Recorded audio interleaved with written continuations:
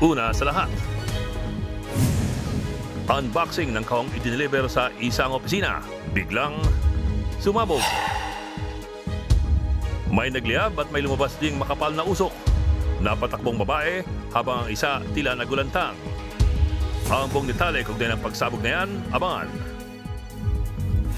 Magandang gabi, Pilipinas. Sa Frontline tonight. Department of Justice, may listahan na raw ng mga tumulong sa pagtakas si dating Mayor Alice Go. Pagpapapicture daw ng mga opisyal ng gobyerno kay Alice Go, bahagi lang daw ng bagong kultura ayon kay Pangulong Bongbong Marcos. Tatlong senador umapila sa mga pulis na umalis na sa compound ng Kingdom of Jesus Christ. Pero ang Davao Police naninindigan at mga aresto na raw ng mga haharang sa pagtugis kay Pastor Apollo Kibuloy. Tatlong construction workers sa Camarines Sur na kuryente, patay. Sa Frontline News Abroad, pader ng library at mga gamit, hinagasa ng baha. Trending dahil bihira ang picture ni Nadine Lustre at Catherine Bernardo sa isang private party. Spotted din ang ilang iniintrigang celebrities.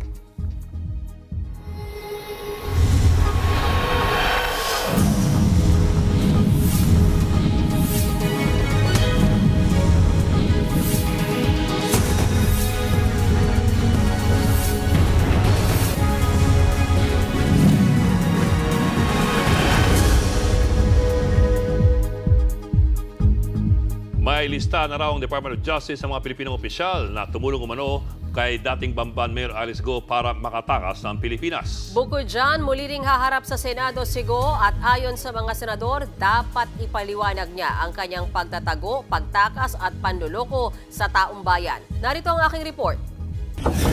Excuse me. Sa bahay na ito, natunto ng Indonesian police si dating Bamban Tarlac Mayor Alice Go madaling araw ng Miyerkules. Hi. Alice. Nakitang nakaupo sa likod ng pinto ang dating mayora. You just follow us, okay? Nakiusap din si Go na magpalit muna ng damit. Let me change my clothes. You can change your clothes later in the office. Kinapkapan din siya bago dalhin sa tanggapan ng Indonesian police. Sa panayam ng News 5 sa Interpol Indonesia, tinulungan ng isang babaeng monghe si Go na magtago sa kanyang bahay. But when we arrested her, finally, it was a house which was rent by a biksu. You know biksu? No, sir. What is biksu? Like a preach of Buddha. Like a monk. Samantala, may listahan na raw ang ating Department of Justice ng mga pangalan ng opisyal na tumulong kay Go para makatakas ng Pilipinas. There are definitely personnel or persons of interest in the Bureau of Investigation, Bureau of Immigration, but that does not discount the fact that maybe there are also private individuals who helped in the escape. Kaninang madaling araw naman nang lumapag sa Pasay ang pampribadong eroplano na ginamit ni Go. Dito siya unang sumailalim sa booking procedure ng mga pulis. Agad siyang kinausap ng mga otoridad at inihain ang warrant of arrest na inilabas ng Capas Tarlac Regional Trial Court. Chinek ang kanyang kalusugan at pinasuot siya ng orange uniform ng CIDG detainee. Pagkatapos ay nag-mugshot siya kung saan ang nakalagay na pangalan ay Alice Leal Go alias Go Waping para sa kasong paglabag sa Anti-Graft and Corrupt Practices Act na isinampa ng DILG. Kinuha rin ang kanyang fingerprint at nagkaroon ng press briefing. Dito inilahad ni Interior Secretary Abalos na mayroong death threat si Go kaya siya umalis ng Pilipinas.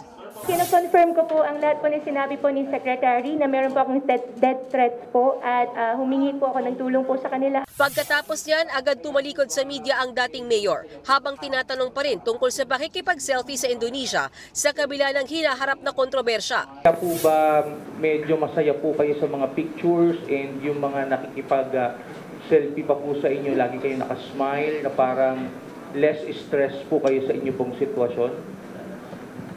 Opo. Ang ikalawang booking procedure ay sa PNP Custodial Center kung saan pinasuot siya ng dilaw na damit ng mga detainee bago ipasok sa kulungan.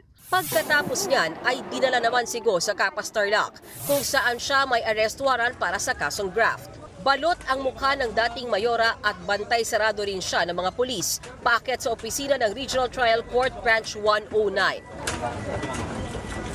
Nagdesisyon naman ang kampo ni Go na huwag munang magpiyansa. Ano po kayo, ma'am? Emosyonal namang lumutang ang mga umano'y taga-suporta ni Go mula Bamban. Ayon sa commitment order ng korte na eksklusibong nakuha ng News 5, sa PNP Custodial Facility sa Camp Crame muna mananatili si Go. Ipinasilip din kanina sa presko ng PNP ang kwarto kung saan nakakulong ngayon si Go. Dito rin kinulong noon si dating Senadora Laila de Lima. There will be no special treatment for Alice Guo. Yang detention facility po na yan ay isang payak na kwarto po, may CR, may maliit na table at ito po yung kanyang higaan at wala pong aircon yan. Giit naman ni Senadora Risa Hontiveros, dapat sa Senado i-detain si Go. Ang Senado ang may pinakaunang arrest warrant laban sa kanya. Ang Senado ang nag-trigger ng manhunt. Senate warrant ang bitbit ng ating law enforcers sa Jakarta. Alice Guo, the fake Filipino, will have a lot of explaining to do on Monday. Pagbabayaran niya ang pagsisinungaling niya, ang pagtago, pagtakas, at ang panloloko sa sambayan ng Pilipino. Paliwanag ni Hontiveros, base sa mga unang desisyon ng Korte Suprema, ang mga criminal case laban sa municipal mayors ay dapat na nasa jurisdiction ng Sandigan Bayan. We need to ask why. Why does she want to be in a jail more than in the Senate detention facility? Sagot naman ng kampo ni Alice Go, hindi nila kontrolado kung saan madedetain ang dating alkalde. Feeling ko mas gusto niya sa Senate kasi nandun yung kapatid niya, di ba? Pero siyempre wala naman siyang power na mamili, di ba? Kasi it will always be at the discretion of the authorities. Kahit sa Senate President Chis Escudero, naniniwalang dapat sa Senado muna ikulong si Go kung nagpiyansa siya. Pinayagan naman ngayong araw ng Kapas RTC Branch 109 ang request ng komite ni Senadora Hontiveros na paharapin ang dating mayora sa pagdinig ng Senado sa Lunes. Doon ay posibleng makaharap din ni Go ang umano'y romantic partner niya na si Sual Mayor Liseldo Calugay. Kaugnayan ang pagtulong umano ni Calugay kay Go para makatakas ayon sa isiniwalat ni Senadora Hontiveros. Hindi pa man humaharap sa Senado, may eksklusibong patikim na pahayag agad si Alice Go. Ka-apelido man niya si Sheila Go, hindi raw sila magkapatid kahit pa magpa-DNA test. Nasa frontline na balitang yan si Reniel Pawid, exclusive. Simula nang pumutok ang issue ng iligal na pogo sa Bamban Tarlac, naging kontrobersyal ang pangalan ng sinibak na mayor ng bayan na si Alice Go at mga kaanak niya. Sa ilang dokumentong may kinalaman sa naturang pogo, makikitang idineklara na magkapatid sina Alice at Sheila. Kasama rin ang dating alkalde si Sheila na umalis ng bansa. August 22 na ibalik sa Pilipinas si Sheila pero wala si Alice. Hanggang sa nitong Huwebes na turnover sa mga opisyal ng Pilipinas si Alice. Pero sa eksklusibong video na nakuha ng News 5, inamin ni Alice na hindi niya tunay na kapatid si Sheila.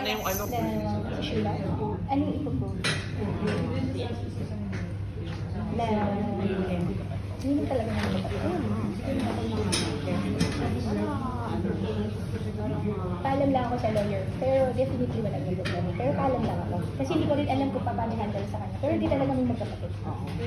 Para kasi may nagdadoubt pa rin sa Hindi naman natatapos ang bahay.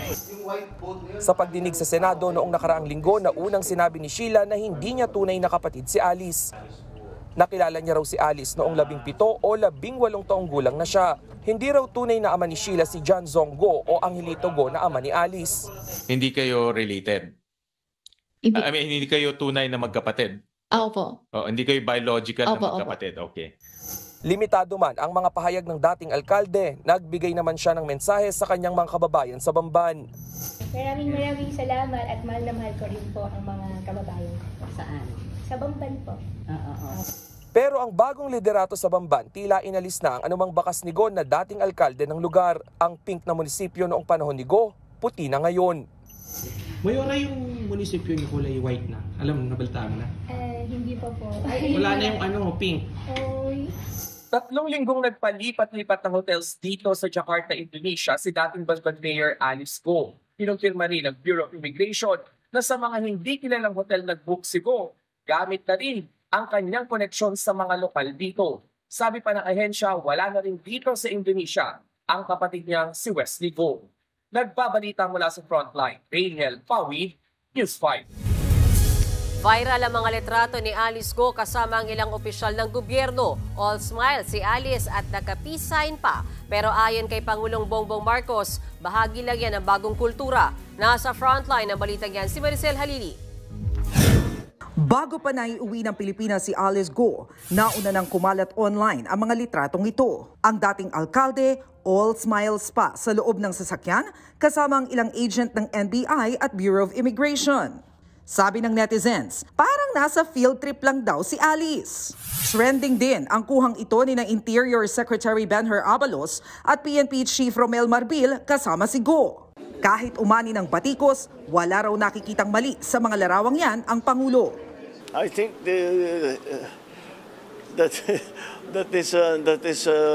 that is part of the new culture now na nagpapakuhalagan ng kahit ano. Kasi po-post nila, tignan mo, nakasama ako dito sa team na nag-aresto sa ganyan-ganyan. That's, ang tawag natin sa Pilipinas, we are the selfie capital of the world, di ba?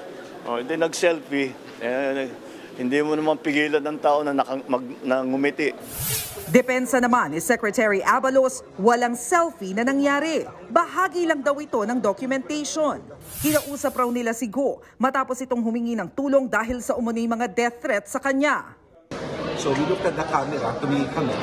Siyempre, pag tingin ng ganyan, di naman alam kung ano ginagawa nito, ay nagpapakute pala, di ba? But if we're going to look at it, I was looking straight at the camera. Pinagpapaliwanag naman ng Department of Justice ang mga NBI at immigration personnel na nagpa-selfie kay dismissed Mayor Alice Go. It was inappropriate to post those pictures, but it was a moment that was, I guess, that we could be proud of. But again, the job is not yet done. Well, the Secretary was also quite frustrated na ito po yung naging focus ng operation. Humingi ng paumanhin si NBI Director Jimmy Santiago sa pangyayari. Yes, ako'y tinatanggap ko at humihingi ako ng paumanhin. Command responsibility, no? Tinatanggap ko po. At yung aking mga tao naman, nire-reprimand ko rin sila. Gayunman, naiintindihan naman daw ni Santiago na masaya lang ang kanyang mga ahente sa pagkakahuli kay Go. Bukod sa picture, kumalat din ang video ng pag-uusap ni Abalos at Go. Dinig sa usapan na tila dati na silang magkakilala. Ikaw talaga. Check sa tulong, may dekreto ko po. Sinasabi niya, sir, ako po yung ganito. Oo, ikaw nga yan, sabi ko gano'n. So, ganun lang yun. There's nothing to it. Pagtitiyak pa ni Abalos, walang special treatment kay Go. Nahaharap si Go sa patong-patong na reklamo dahil sa pagkakasangkot sa illegal na pogo. Kaya babala ni Pangulong Marcos kay Go, It will not help her at all to be evasive. Mas bibigat ang magiging problema niya kung hindi siya magsabi ng totoo. The few hundred meters away from my own office, na hindi ko alam yung nangyayari doon, illegal na ganitong kalaki na operation. Kaya sana maipaliwanag niya kung bakit hindi niya alam. Samantala, kampante na raw ang kampo ni Go ngayong nasa PNP Custodial Center na ang dating alkalde. Pagkausap ko yan, stress siya, super level ng stress niya. Tapos, lagi umiiyak. At least kayo masaya siya. Ayaw ba nila yon na masaya siya? Gusto ba nila malungkot yung tao? Ngayon, anong worry niya? Protected siya ng pinakamagaling na security agency sa Pilipinas, di ba? Nagbabalita mula sa Frontline, Maricel Halili, News 5. Sa ibang balita, aaresto rin ng mga pulis ang sinumang haharang sa pagtugis nila sa puganteng si Pastor Apollo Kibuloy. Kasabay po niyan, inamin din ng Davao Police na nag-uukay nga sila sa compound ng Kingdom of Jesus Christ. Nasa frontline ng balitang yan si Marian Enriquez. Ininspeksyon ni na Senator Ronald De La Rosa, Robin Padilla at Bongo ang loob ng compound ng Kingdom of Jesus Christ sa Buhangin, Davao City. Kasama nila ang legal counsel ng KOJC na si Attorney Israelito Torion at iba pang miyembro. Una nilang pinuntahan ang KOJC Cathedral kung saan napansin ng mga senador ang isang butas. Ininspeksyon din nila ang umano'y secret door papunta sa isang holding area sa loob ng cathedral. Sunod na sinuyod ang basement ng Jose Maria College kung saan daw naghuhukay ang mga pulis. Pagpasok sa loob, kapansin-pansin ang mga kahoy na pinaginalaang tinabunan ng hukay. Pero nang alisin ang mga kahoy, walang hukay na nakita. Di kalayuan dito, napansin din sa loob ng basement ang tila bagong sementong sahig. Tugma ang hugis nito sa naunang inilabas na larawan ni Atty. Torion na imahe sa drilling activity umano ng mga pulis. Inutos ni Senator De La Rosa na sirain ang sahig para malaman kung may bakas ba ito na galing sa paghuhukay. Kinumpirma naman ni Torre na naghukay nga sila roon. Ininspeksyon din maging ang hangar sa loob ng KOJC compound kung saan makikita ang dalawang chopper at iba pang sasakyang panghimpapawid. Hindi na nila pinuntahan ang loob ng King Dome. Pagkatapos ng inspeksyon, nagdaos ng public hearing ang Senate Committee on Justice and Human Rights sa sangguniang panglungsod ng Davao. Dito inusisa ang pagsisilbi ng arrest warrant at paghahanap sa puganting si Pastor Apollo Kibuloy. Kabilang sa naungkat ang pagkamatay sa atake sa puso ng isang KOJC member. Meron kami ambulansya, ayaw nila ipalabas. After how long? Ay nako, mga 11 o'clock na ata or 12 o'clock Ilang oras na ata. Ilang oras? Lunchtime na po. Ha? Lunchtime. It was a total so, patay na yung biktima? Patay na yung biktima po. Pero giit ni PNP Region 11 Director Police Brigadier General Nicolas Torre, ang PNP ambulance ang ayaw papasukin ng mga taga-KOJC para kunin ang inatake. Napapasok namin ang aming ambulansya, sir. These people, as my aide had stated a while ago, prevented that ambulance at napakatagal bago papasukin, sir. It is on record that yung namatay na yun, sir, pulis natin ang nagdala sa ospital using PNP ambulance. Pinakita naman ni Torre ang ilang footage ng kanilang paghahanap sa puganteng pastor. Sa isang kwarto, makikitang umupo ang kanilang aso na ibig sabihin nakadetect ng buhay sa ilalim ng carpet. Tingnan niyo yung aso sa lower right. Scratching the floor, indicating that there's life beneath. Rescue dog yan, sir. Naghahanap yan ng mga taong trapped under the rubbles. 13 days na eh. Bakit hindi nyo ginawa yan? Yung resistance on the first 1 week na talaga, sir, na we cannot bring in the equipment that we need. They really want, they stop us, yung sinasabi nila, sir, na x-ray. Kita mo, sir, pati ang pickaxe, hindi namin maipasok ng basta-basta. That's why I really, after those, their allegations. Suwestyon ni Torre, paalisin ang mga supporter ni Kibuloy sa compound. Obstruction of justice raw kasi ang kanilang ginagawa. Maari naman daw sumama ang mga abogado ng KOJC sa loob habang naghahanap sila. Nanawagan sina Senator De La Rosa, Padilla at Bongo sa mga pulis na umalis na sa KOJC compound. I am appealing to you, Mr. President. Please, listen to these people. Mr. President, sana ibalik mo ang buhay nito mga tao na ito to normal. Please act on this. Huwag ninyong isara yung utak ninyo para mahuli lang si Pastor Kibuloy. Sa kabila nito, nanindigan si Torre na ipagpapatuloy ang kanilang operasyon sa paghahanap kay Kibuloy. Mapipilitan din daw silang mang-aresto kung kinakailangan sa sino mang haharang sa kanilang operasyon. Naniniwala silang nasa loob pa rin ng KOJC compound ang pastor. Samantala, nanumpa kagabi si Davao City Mayor Baste Duterte bilang miyembro ng PDP. Nanguna sa panunumpa ng alkalde ang kanyang ama na chairman ng partido na si dating Pangulong Rodrigo Duterte. Si Mayor Baste ang magsisilbing bagong Executive Vice President ng PDP. Dumalo rin sa oath-taking ceremony sina PDP President Senator Robin Padilla. Kasama ring dumalo sina Senator Ronald De La Rosa at Bongo. Usapang unemployment naman, nadagdagan ang bilang ng mga Pilipinong walang trabaho noong Hulyo. Karamihan din daw sa mga hirap maghanap ng trabaho ay mga graduate naman ng koleyo at senior high school. Nasa frontline na balitang yan si Gerald de la Peña. Kahit maulan, hindi naubos ang mga naghahanap ng trabaho sa Public Employment Service Office ng Quezon City. Si Charlene, noong nakaraang taon para graduate sa kursong Hospitality Management. Pero ngayon lang daw siya naghanap ng trabaho dahil kinailangan niyang alagaan ang kanyang anak. Yung iba po kasi hinahanap po may experience, ganun. Yung iba naman po, hanapan ka ng at least 1 year experience, ganun po. Kaya ang hirap po talaga sa panahon ngayon maghanap ng trabaho. Ganito rin ang problema ng senior high school graduate na si Kimberly. Kadalasan po talaga hinahanap nila pag bare months, ganyan may experience na po. Ilan lamang sila sa mga bagong pasok sa hanin ng mga manggagawa na hindi kaagad pinalad na makahanap ng trabaho.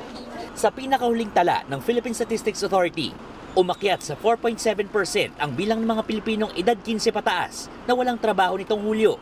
Mas mataas ito kumpara sa 3.1% na unemployment rate noong Hunyo. Katumbas yan na mahigit 2 milyong Pilipinong walang trabaho mula sa mahigit 50 milyong mga Pilipinong bahagi ng ating workforce. Ayon sa PSA, mas bata ang karamihan sa mga dumagdag na walang trabaho. Nakita namin na July kasi, ito yung nag-graduate na, yung mga nasa koleyo, di kaya doon sa K-12, so pumasok sila sa labor market at yung iba sa kanila ay hindi nakahanap ng trabaho. Ilang sektor din ang naapektuhan ng mga dumaang kalamidad, kaya mas mababa ang demand para sa mga manggagawa. Sa kabila nito, may ilan din namang sinwerte, gaya ng fresh graduate na si Gab. Inaayos niya na lang ang kanyang mga requirement para makapagtrabaho bilang barista sa isang coffee shop chain. Ang sarap lang po sa feeling na, kumbaga yung feeling ko po kasi parang hindi pa ako matatanggap. Then biglang first try, first interview, biglang sabi, okay, you hired na, congrats. Ang tanong, matatagalan pa ba bago makahanap ng trabaho ang mga Pinoy job hunter? Inaasahan naman daw na muling sisipa ang demand para sa mga manggagawa ngayong nagsimula ng tinatawag na Burr months, kung saan pataasan ng pataas ang economic activity hanggang sa Kapaskuhan. Nagbabalita mula sa Frontline, Gerard de la Peña, News 5. Sa ibang balita, idaan daw muna sa video call ang pagtatalik para maiwasan ang Mpox ayon sa DOH. Hanggat maaari raw ay gawing virtual muna ang sexual activities kasama ang pinagkakatiwala ang partner. Pwede rin daw ang self-pleasure ng magkahiwalay ang mag-partner. Nilinaw naman ng DOH na hindi sexually transmitted ang Mpox pero naipapasa ito sa pamamagitan ng skin-to-skin contact. Sa ngayon, 17 na ang kaso ng Mpox sa bansa at 8 ang aktibong kaso. Susunod, 3 construction workers na nagtatayo ng streetlight, patay matapos makuryente. Ipinadalang package sa isang opisina sa Argentina, pampasabog ang laman. At makalipas ang higit isang dekada, K-pop iconic girl group na 21 magko-concert muli sa Pilipinas. Magbabalik pa ang Frontline Tonight. Mga kapatid, Ed Lingaw po, nasa Estados Unidos, Canada o saan mang dako ka ng mundo, manatiling may alam at may pakialam sa mga mainit na balita dito sa ating bansa. Simulan natin ang bawat araw sa tuloy-tuloy na balitaan sa Frontline. Mag-follow at mag-subscribe sa social media pages ng News 5.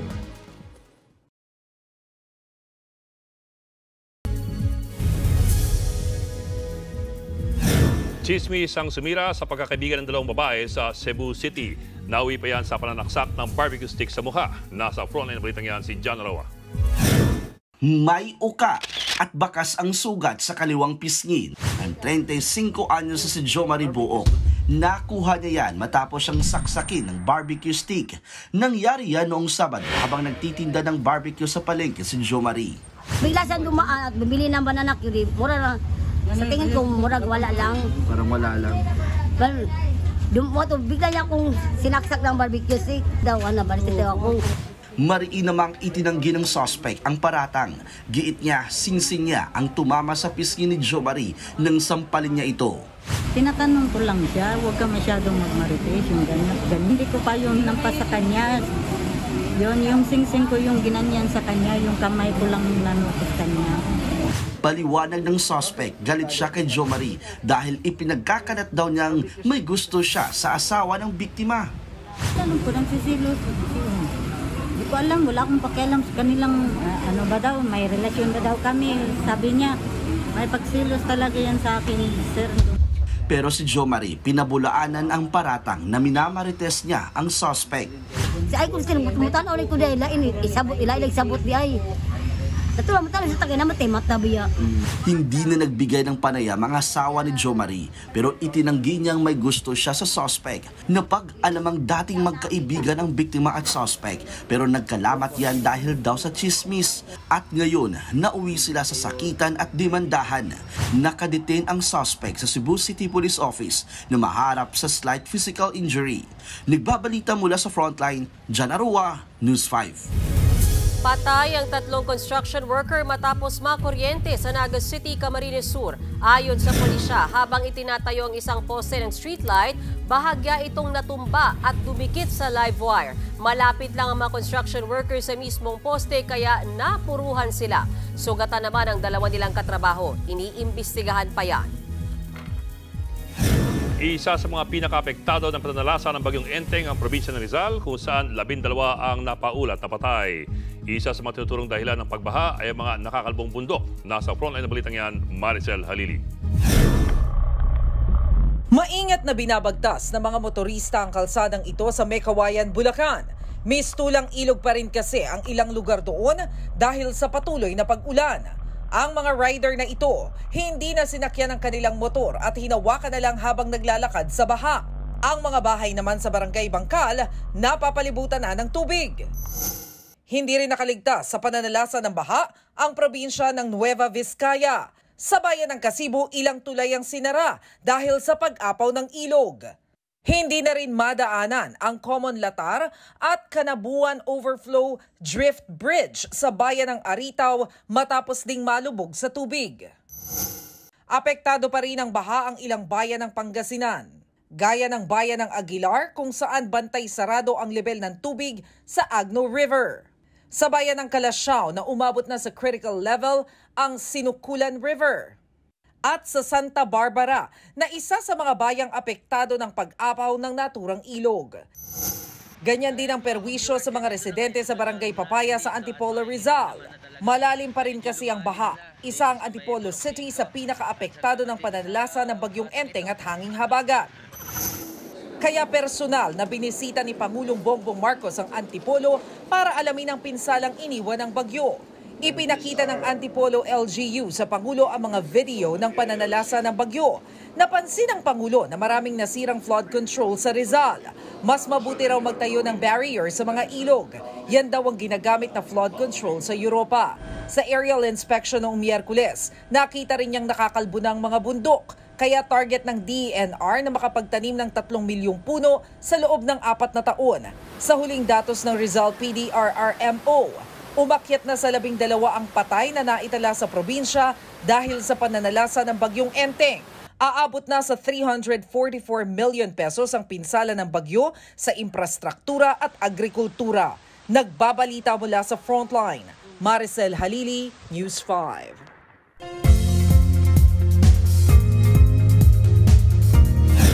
Mga kapatid, mababawasan na ang pag-ulan sa bansa sa mga susunod na araw. Ayon sa Pag-asa, posibleng mahatak ng Super Typhoon Enteng o Yagi ang habagat papalayo ng Pilipinas, kaya magiging maaliwalas ang panahon. Pero posible pa rin ang localized thunderstorms. Ayon naman sa Metro Weather, bukas ng tanghali uulan sa Zambales, Pangasinan at La Union. Sa hapon, uulan na rin sa Tarlac, Nueva Ecija, Cagayan Valley, Batangas at Laguna. Maulap hanggang sa maaraw na panahon naman sa Metro Manila pero posible ring umulan sa hapon. Ganito rin ang panahon sa Visayas at Mindanao. Samantala, bukas ay posibleng pumasok ng Philippine Area of Responsibility ang low pressure area sa hilagang silangan ng Luzon. Pakanluran ang direksyon niyan kaya posible nitong mahatak muli ang habagat papunta sa bansa.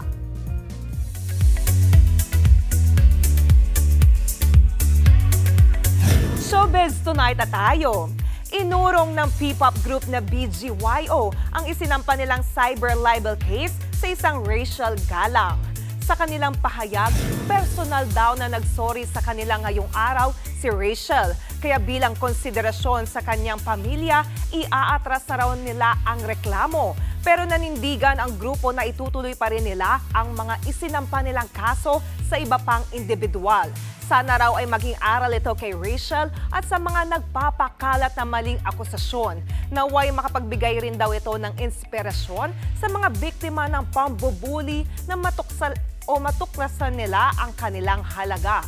Matatandaang nagsampa ng reklamong cyber libel ang BGYO members sa ilang individual na nagpakalat umano ng fake news tungkol sa kanila. Parating na si crush singer David Archuleta.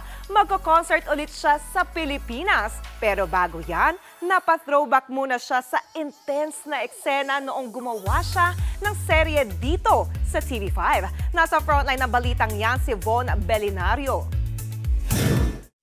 Nandito ako, umiibig sa'yo, kahit na nagdurugo ang puso. Napakanta ang American Idol 2008 runner-up na si David Archuleta nang mapanood ang eksenang ito. Yan ay mula sa dating teleserye sa TV5 na Nandito Ako. Ito ang first ever intense acting project ni David. I miss all the crew that I became friends with doing Nandito Ako on TV5, but I've still kept in touch with everybody there. So many of the crew and some of the cast, and I really hope to see some of them on this trip. I mean, I did some... Makalipas ang mahigit isang dekada, excited na siya sa kanyang pagbabalik sa Pilipinas. It was just such a fun experience. I realized like I need to do some more acting because that was so fun of an experience, and I'm in such a different place now. Pero hindi para umarte, kundi para sa isang concert. Gaganapin ang kanyang solo concert sa New Frontier Theater sa September 14. Looking forward daw siyang makitang muli ang kanyang Filipino fans. 2018 pa nang huli siyang mag-perform sa bansa.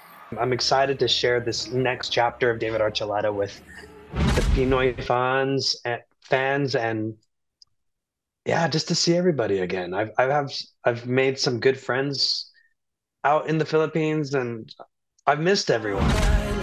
Malaking bagay raw sa bagong David Archuleta ngayon ang kanyang coming out story 2 taon nang nakararaan. I'm grateful for everyone who made it possible for me, who made it easier for me. And hopefully we can keep making it easier for the people who follow to come, so that it's no longer something that has to be hard. It's something that you can just be and yeah. Nagbabalita mula sa Frontline, Von Pilinario, News 5.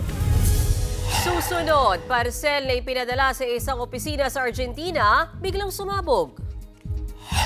Library sa New York sa Amerika, pinasok ng rumaragasang baha. At Taylor Swift at kanyang boyfriend na si Travis Kelce spotted na magkasama matapos kumalat ang umunay break-up contract nila. Tutok lang mga kapatid dito sa Frontline Tonight.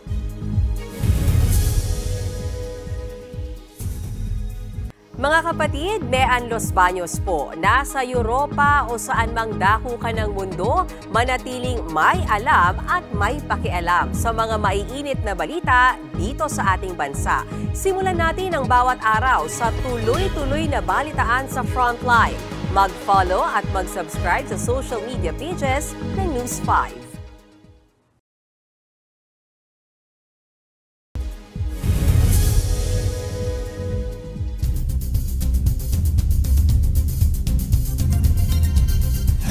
Pinadalhan ng package na may pampasabog ang isang opisina sa Buenos Aires, Argentina. Sa CCTV footage na ito, makikitang binubuksan ng isang babae ang package. Bigla itong umusok at nagliyab na sinundan ng pagsabog. Ang package ay naglalaman ng mga pampasabog. Ipinadala ito kay Nicolas Pino, ang presidente ng Argentine Rural Society. Yan ay grupo ng mga may-ari ng lupa sa Argentina. Hindi malinaw kung nagkasugat ang babae na sekretary pala ni Pino. Inaalam pa ng mga otoridad kung saan galing ang package at ano ang motibo ng nagpadala nito. Patay ang 2024 Olympian na si Rebecca Cheptegei matapos sunugin ng kanyang boyfriend sa Kenya. Pumanaw ang 33-year-old Ugandan runner matapos siyang saktan sa buhay ng gas at silaban ng kanyang boyfriend noong linggo. Paliwanag ng ama ng biktima, may alitan umano sa lupa ang magkasintahan kaya't nauwi sa patayan. 75% ng katawan ni Cheptegei ay nalapnos at 4 na araw na kritikal sa ospital bago siya binawian ng buhay. Nagpapagaling naman ngayon ang suspect matapos madamay sa kanyang sariling krimen. Sa nagdaang Paris Olympics, lumaban si Cheptegei sa women's marathon event kung saan nakuha niya ang 44th place. Sa Amerika, napinsala ng rumaragasang baha ang isang library sa Smithtown, New York. Sa kuha ng CCTV, makikita ang pagtagas ng tubig sa pinto ng library. Sa lakas ng agos, bumigay ang pader, pinto at kisame. Kasamang tinangay ng rumaragasang baha ang mga gamit sa library, gaya ng libro, bookshelves, mesa at upuan. Nangyari yan sa kasagsagan ng malakas na bagyo. Wala namang nasaktan. Isa na ilalim sa state of emergency ang New York State dahil sa iniwang pinsala ng bagyo. Abangan, Taylor Swift at Travis Kelce spotted together matapos umugong ang balitang publicity stunt lamang daw ang kanilang relasyon. At Pinoy Blackjack na fans ng K-pop girl group na 21 muling nabuhayan ng malamang magko-concert ang grupo sa Pilipinas. Tuloy-tuloy ang balitaan dito sa Frontline Tonight.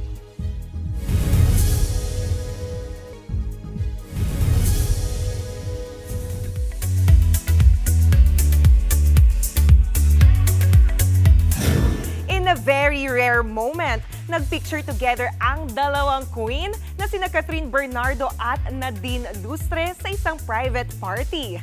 Looking gorgeous ang dalawang aktres. Kuha yan sa party ng isang sikat na clinic.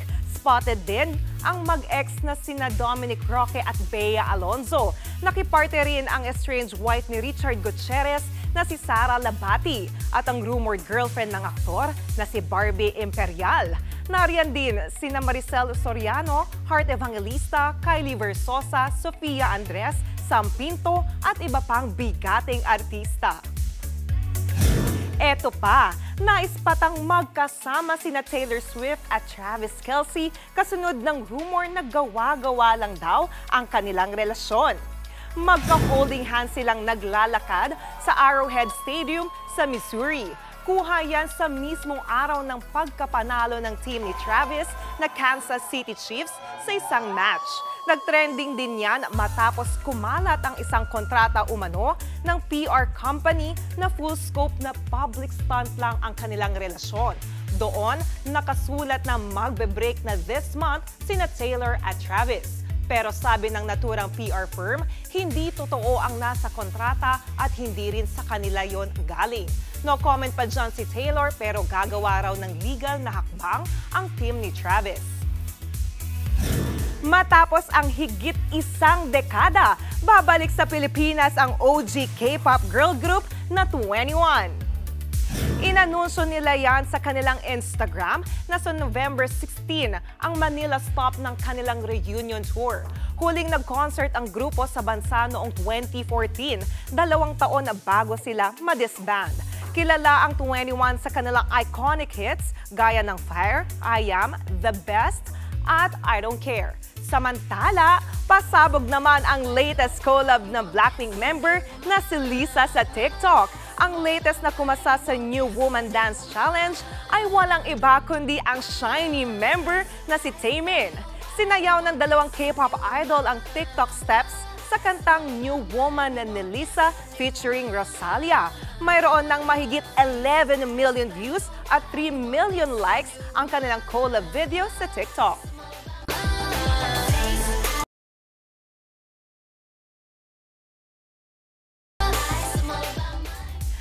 At yan ang mga frontline sa showbiz ngayong Friday. Ako si Jania Lipon. Happy weekend mga kapatid.